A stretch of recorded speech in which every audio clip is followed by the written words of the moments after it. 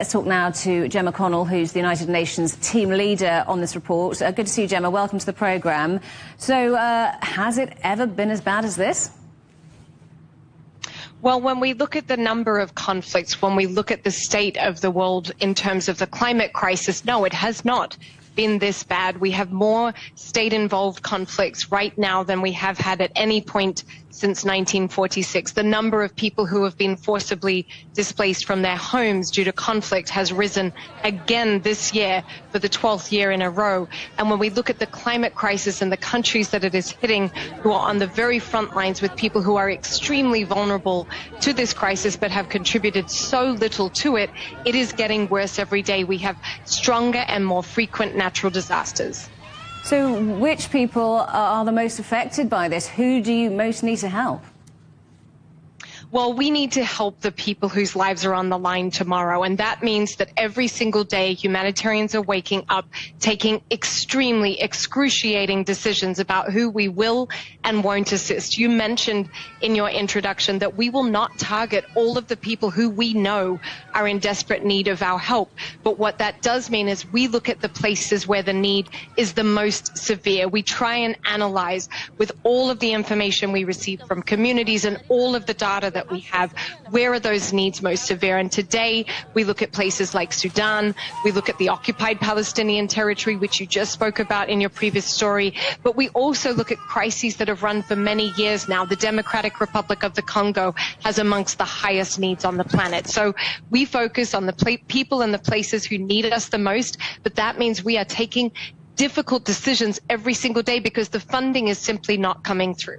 Well, let's talk about that funding. Countries, of course, reassessing their aid budgets, perhaps prioritising other things that need their money. How concerned are you about that?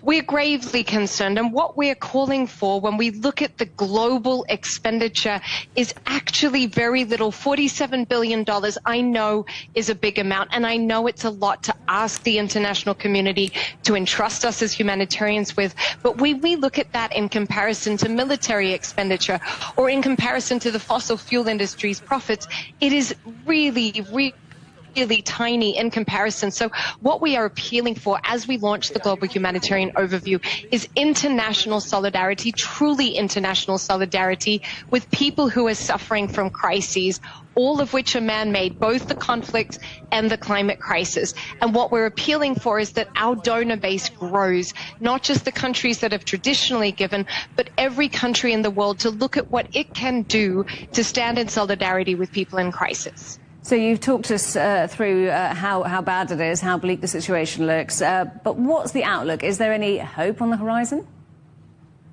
There's always hope, and I was speaking with fellow humanitarians this morning when we launched this report.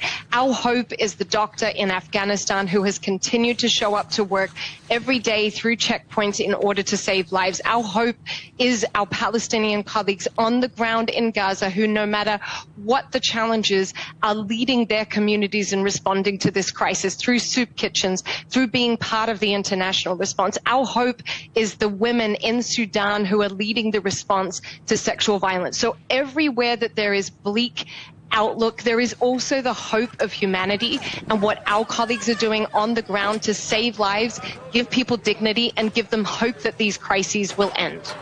Gemma, great to talk to you. Thank you very much for coming on the programme. That's Gemma Connell from the United Nations.